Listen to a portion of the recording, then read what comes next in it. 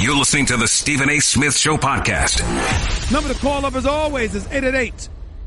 Say ESPN. That's 888-729-3776. Got a jam-packed show coming your way today. Lots of stuff to get into, but it's time for Straight Talk, brought to you by Straight Talk Wireless. Best phones, best networks, no contracts. Got a lot of stuff on my mind. Ladies and gentlemen, let me be very, very clear. I am really not interested in the latest conversation about where LeBron James is going. I'm not interested. Staying in Cleveland. You could be in Miami. You might go to Houston. LA's craving you. Enough. The playoffs begin this Saturday. And Misha _33 on Twitter. Don't be telling me I don't have to scream. I'm passionate about what I feel. I don't want to hear about that stuff. I don't want to hear about it at all. Now, my perfect world, I'd want him to be in Miami or L.A. because obviously the cameras are going to follow LeBron wherever he goes. And if I have a choice between Cleveland or Miami or L.A., what the hell you think I'm going to pick? Is it really a suspenseful issue? Of course not. And we all know you ain't going to think about the New York Knicks as long as James Dolan is there. So why do I care? What I'm interested in talking about are these playoffs. Because I watched a little basketball last night. I watched Anthony Davis put on a show against the Los Angeles Clippers. I watched the Lakers, their season are rapidly approaching an end. I'm looking at Houston and everybody's talking about how this is the team to beat, especially since Steph Curry is not playing. And why do we say that? Because, ladies and gentlemen, if the playoffs were to begin today, it is my understanding that the Golden State Warriors, without Steph Curry, would be going up against Russell Westbrook and the Oklahoma City Thunder. Oh, my Lord. If that happens, you talk about, I don't know. I mean, you could sit up there and look at Kevin Durant last year and say there was pressure on him to perform. There was obviously pressure on the Golden State Warriors to produce, to win the championship, since you had added Kevin Durant to that list. I get that part. But I'm talking about strictly as an individual. I'm talking about putting yourself on an island where you're isolated away from everybody else. Kevin Durant has never, ever been under the amount of pressure that he would be on or he would be under if Kevin Durant were to go against Oklahoma City without Steph Curry. Could you imagine that? Let me paint the storylines for you. Kevin Durant left OKC. Kevin Durant went and joined the 73-9 Golden State Warriors. Kevin Durant left behind Russell Westbrook because purportedly he didn't believe he could win a championship without Russell Westbrook. He talked about loving Steph Curry, Klay Thompson, the system that exists in Golden State with Steve Kerr as his coach. That's what he said. And if you know anything about Russell Westbrook, say whatever you want about him. But I'm here to tell you right now, do you know of a greater assassin in the sport? Do you know of anybody that goes for your gut, that tries to strip your heart right out of your chest, who is merciless and ruthless, devoid of compassion? Do you know anybody that's like Russell Westbrook? Now, I know LeBron James is the best in the world. There is no reason to debate or question that at this particular moment in time. Kawhi is hurt. Kevin Durant is a scoring machine and could play defense, by the way, but basically he isn't the playmaker that LeBron is. You combine that with the fact that Anthony Davis is big time, but he's mired in New Orleans where we barely get to look at him because you got Drew Holiday and others who can play, by the way, but those are your teammates. What do you have? When we look at the best player in the world, it's LeBron James. We understand that. But does LeBron James have Russell Westbrook's ruthlessness? I mean, let's put this in this proper context here. Russell Westbrook don't look like he like anybody. Now, I'm not saying he does or doesn't. I don't know him like that. I'm telling you, he looks like he don't like anybody.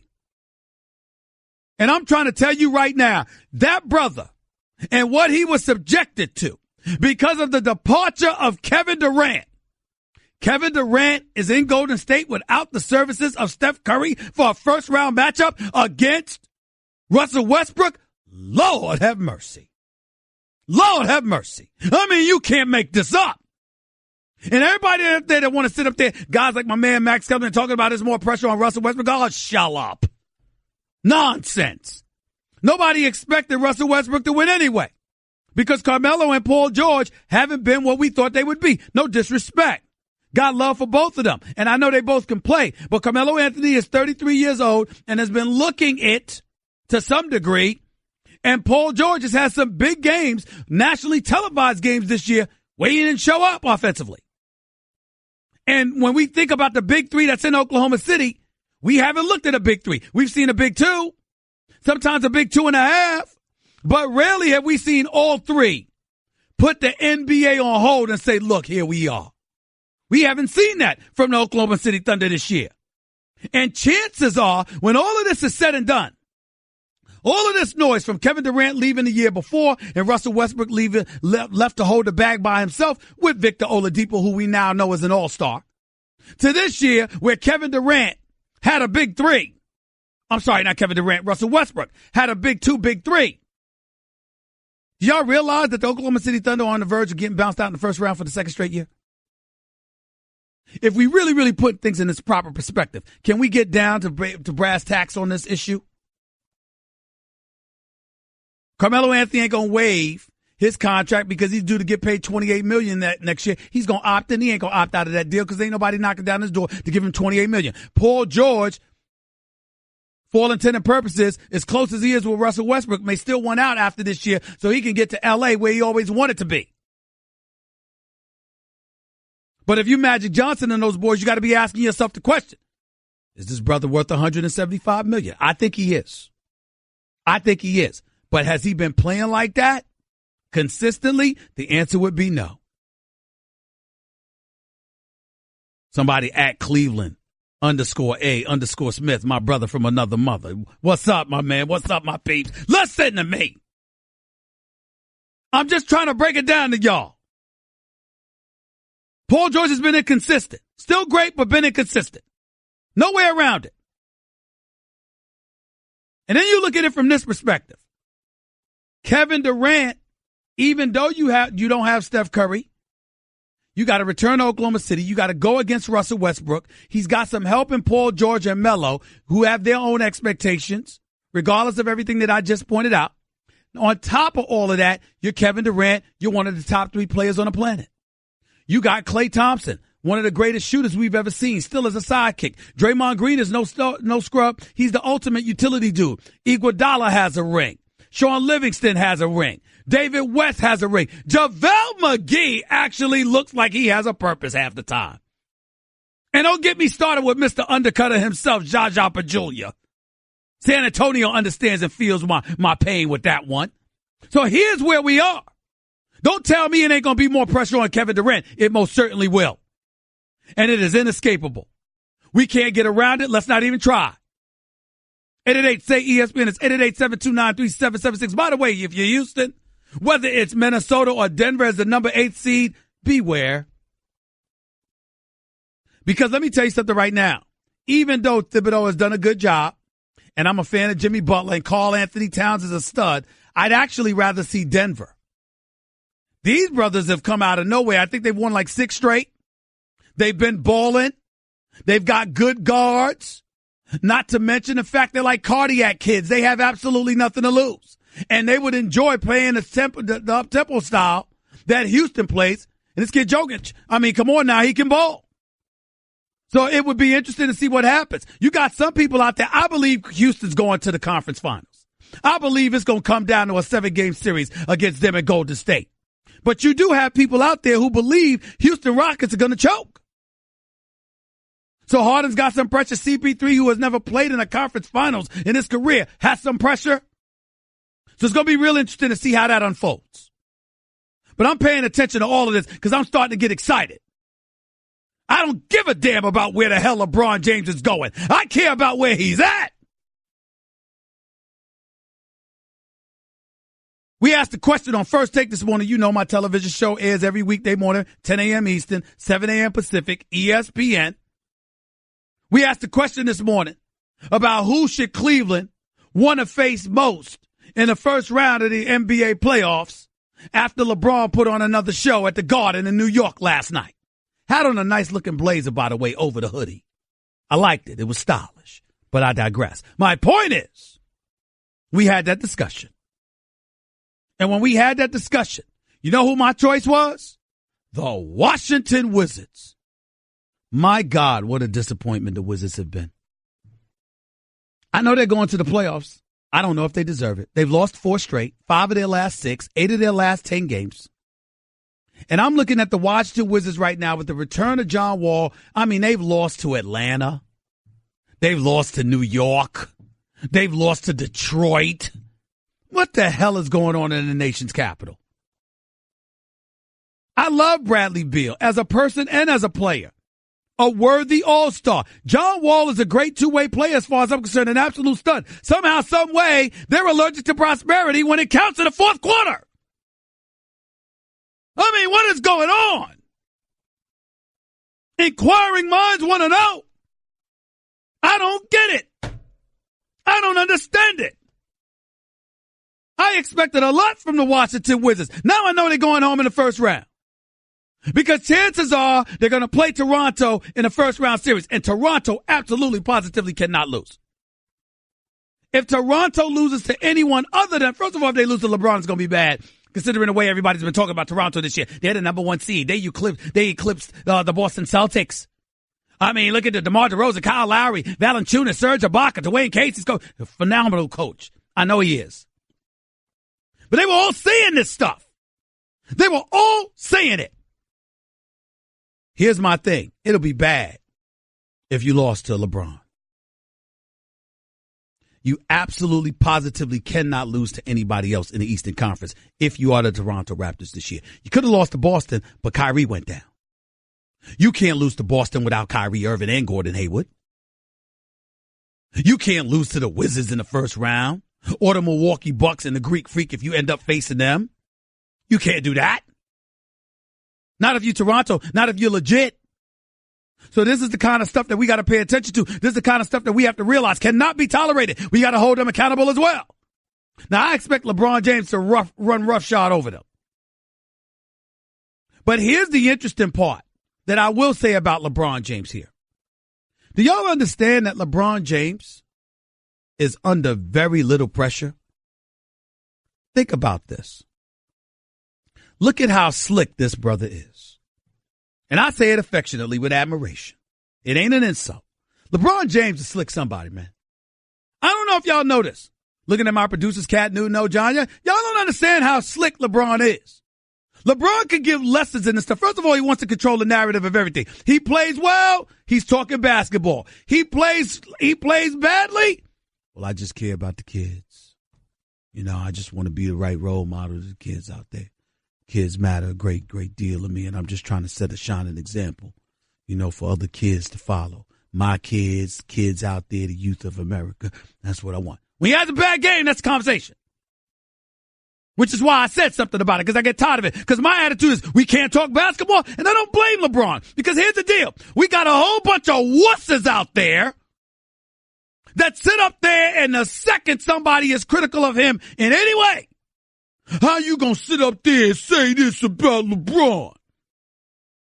Well, he's a 3-time champion. Because it's important, y'all. I'm looking at my producers. I'm looking at people here at ESPN.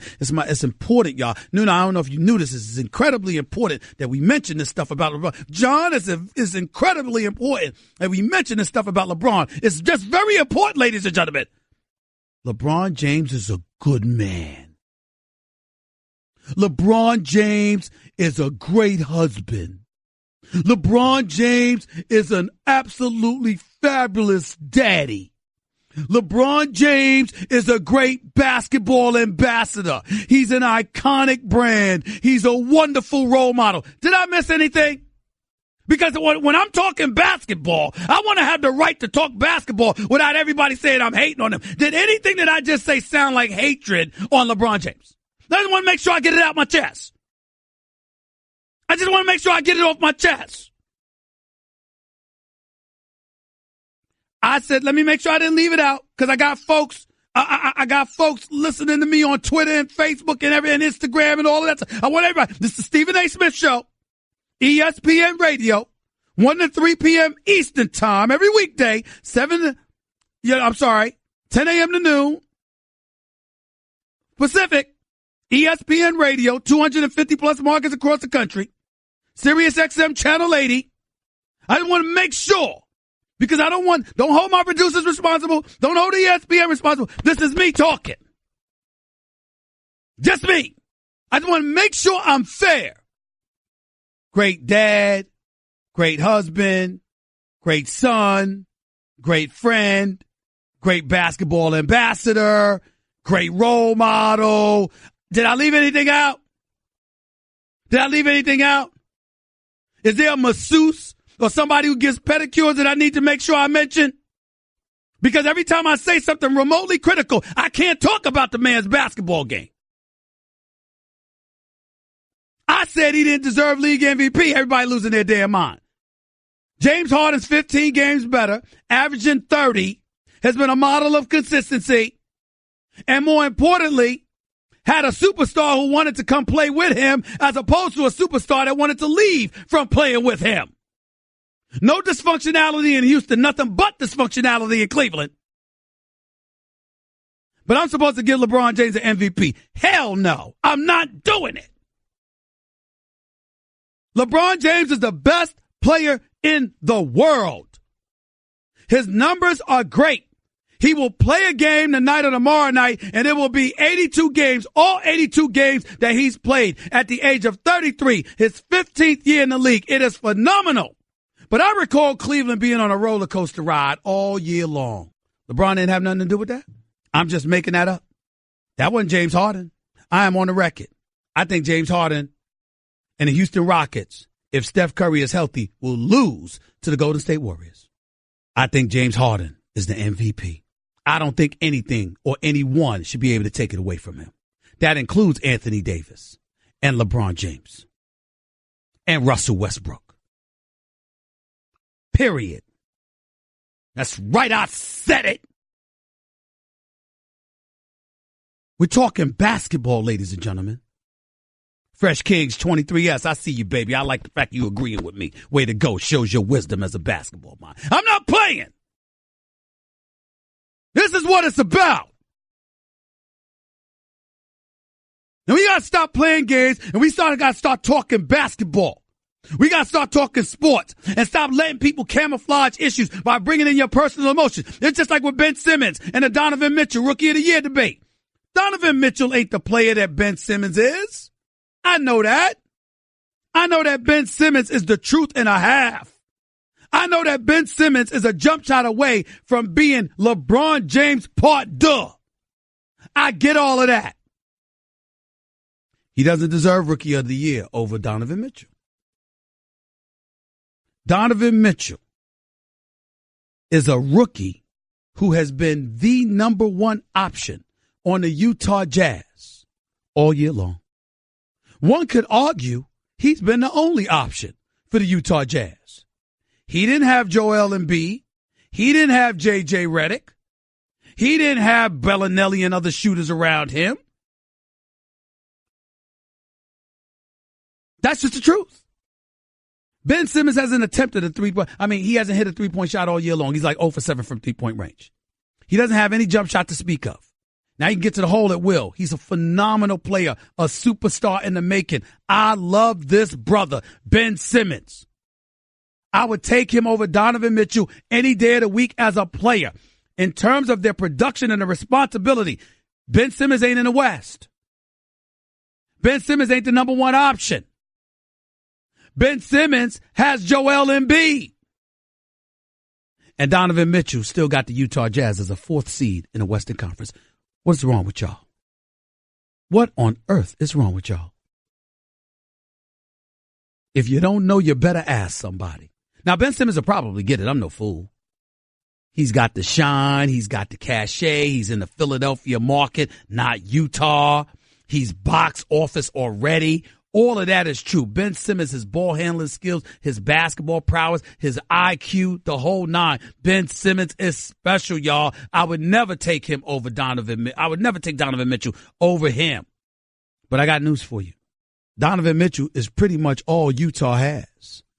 And they're the 4th seed in the West. If you don't know, you need to ask somebody. Our Straight Talk wireless nationwide coverage on America's largest and most dependable 4G LTE networks. Craving even more of Stephen A? Him of all people. For around-the-clock access to the man? I'm Stephen A. You can follow him on Twitter and Instagram at Stephen A. Smith and on Facebook at Stephen A. Next. You're holding up the line, ma'am. What did you say? You're next in line for the water slide, ma'am. Feet forward and enjoy the ride. Okay, dearie. This does look fun. You melted me. I've melted. The Wicked Witch of the West on a water slide? Surprising. What's not surprising? How much you could save by switching to Geico. See what you've done. Oh! Geico. 15 minutes could save you 15% or more. You're listening to the Stephen A. Smith Show podcast. ESPN Radio is presented by Progressive Insurance. With more than 30 unique coverage options available, Progressive knows small business.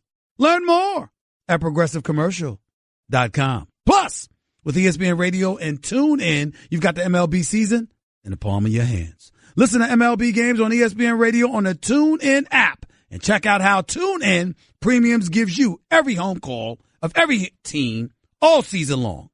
Sign up today for a free 30-day trial of TuneIn Premium. Just go to the App Store on Android and iOS and download TuneIn today to start your free trial. Before I get back to the calls, let me say this. Pat Riley has a new book coming out April 17th. In it, he acknowledges how livid he was that LeBron James left him, but it subsided after a few days because he realized that it was bigger than him. If you think about all the things that come with LeBron, it was important for him to be able to go back home when all was said and done because the mission was to try and achieve and deliver a championship to the city of Cleveland. The fact that he was able to do it meant everything to him, gave him a level of emotional freedom. I'm paraphrasing here, according to Pat Riley, but it gave him an emotional level of freedom that obviously he's able to benefit from, and that is that. The other thing I wanted to point to is this, and it's not a negative to LeBron James, although I'm quite sure all the LeBron James apologists out there, the sensitive lads that exist, will take it that way. When we think about LeBron James and we think about leverage, him holding hostage, the NBA hostage practically every summer, LeBron James has done nothing wrong. LeBron James is a champion. LeBron James is about trying to win championships and trying to maximize his potential in every turn, the money, and all of that other stuff. It's incredibly important that we remember something, though. Some of the trials and tribulations that players have in today's NBA has everything to do with LeBron James. Allow me to explain. When LeBron James left Cleveland to go to Miami, it's not that he left, but the manner in which he handled it, not giving Dan Gilbert a call, letting Dan Gilbert find out on national television, provoking the ire that ultimately followed from Dan Gilbert. It's had collateral impact that you couldn't possibly imagine. Remember, there was a collective bargaining negotiation that followed. Owners were dogged in minimizing basketball-related income for the players from 57% to 50%. That was hundreds of millions of dollars that the players lost annually. That's number one. Number two, part of the collective bargaining agreement involved minimizing player movement. Sure, you had a few stars that left. But if you want that Supermax deal, 5 years, etc., 5 years, $200+ million, you got to be like Steph Curry and stay in the same place. Or Russell Westbrook and stay in the same place. You leave, you don't get the Supermax deal. Plus, keep in mind that you minimized your contract from 5 years to 4 years. Somebody like LeBron James doesn't mind that because he's going to get his money. Other players don't have that level of security. And we ain't taking into account the medium level players. So it's had a drastic effect on them. Remember the CP3 deal that was supposed to land him in L.A. with the Lakers and Kobe Bryant, that was nixed by Commissioner Stern, who was with the NBA, the de facto owner of the New Orleans Hornets at the time? Well, Dan Gilbert was the one that wrote a letter going off about the deal, talking about how the Lakers were getting the best player while still saving over $20 million in luxury taxes because Jim Buss was too idiotic to sit up there and make sure he threw the other teams a bone rather than pulling off a heist that brought the attention of the basketball world down upon him. Dan Gilbert was the one that wrote the letter calling it a travesty. And subsequently, Commissioner Stern said the deal was a no-go, which is why Chris Paul ended up being a Clipper instead of a Laker. So think about all of that. Pay attention to all of that. And what do you have? You have a situation where because LeBron James handled his departure from Dan Gilbert in a relatively classless fashion, which he openly admits, you had owners saying, well, we can't let these dudes control what's going on here. We can't have this kind of movement with no consequences. We can't have them controlling everything. And they went about the business of making sure they addressed it with the fervor that it deserved. LeBron James is going to be all right no matter what. That has not necessarily been the case for everybody else in the league. The stars are always going to be taken care of. What about everybody else? If you handle stuff with decorum, professionalism, and class, it goes a long way, especially with individuals in positions of more power who have bigger egos than you. Just a thought. Michael and Callie, you're live with Stephen A. Talk to me. Oh, my gosh. I'm on the Stephen A. Smith show. That's amazing. I love your show, man. You are so entertaining. Thank you, bro. Oh, my gosh. Go ahead, man. Yeah, Thank absolutely. you. Got a couple of points. I'm going to take you back to the Richie Incognito and answer your question. I absolutely think he got everything he deserved. He's a bully. Okay. And I used to be bullied. Used to. Mm-hmm. And it leaves scars on you because it usually happens when you are young, when you don't know how to interpret the information coming at you. You're all right. Stop right there. Let me tell you why I have a problem with your position. Respectfully, Michael, why I have a problem with your position. Because you've admitted that you've been bullied. Okay? So you don't have objectivity with this. That's number one. Number two, the only reason I brought up an issue about Richie Incognito, just to be clear to my listeners, is because of what we've learned about Jonathan Martin since that time. Because everybody, so in other words, without that stuff, there's nothing to discuss. Absolutely, Richie Incognito looked bad. But now that we've seen, dare I say, the sensitive nature of Jonathan Martin and some of the things that have come out to the point where the police needed him to show up at the precinct, not Richie Incognito. Doesn't it give you cause to pause when it comes to that specific incident because of what we've learned about Jonathan Martin?